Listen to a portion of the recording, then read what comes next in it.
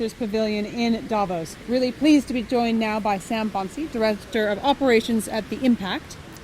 Now, you've just had a lunch inside the ICEhouse on visionary investing. Tell me about it.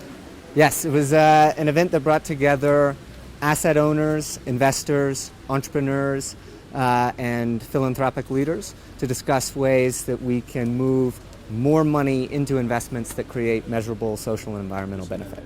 So, give me some examples or stories that you heard in there. What would work? Sure. Well, we know we've got big problems in the world and also big opportunities. We need more private capital to be moving into investments that do good.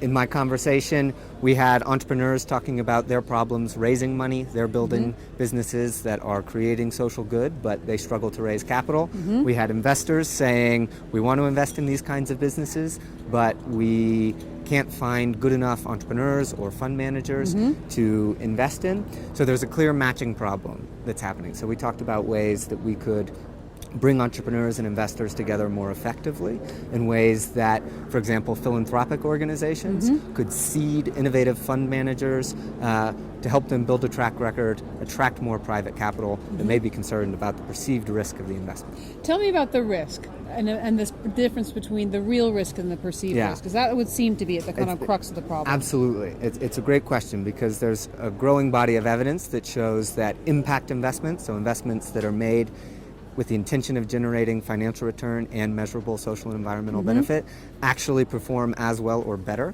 than conventional investments.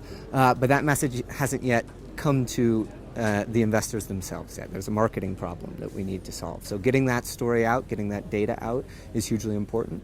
And then also, I think the field just needs to evolve. Many conventional investors will only invest in managers who have a 3-year track record, have raised multiple funds, etc. So a fund manager who may be brilliant and great at what he does or what she does, who doesn't have that track record, will be perceived to be more risky, yet there is a lot of data that shows that the best performing fund managers are those who raise small funds and have limited or no track record.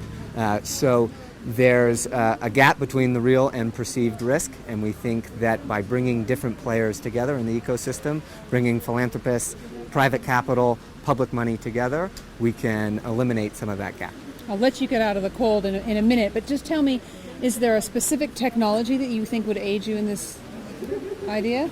Or can technology, obviously technology can help, but is there something specific that you can see it playing a role with? Yeah, there are a number of people who are interested in building platforms that allow investors, fund managers, entrepreneurs to come together, because still the business of investing is primarily a relational business. So technologies that make relationship building more efficient, I think, do play a key role. I think also a key piece of the technological innovation that's necessary is technologies that allow us to measure social and environmental impact more efficiently.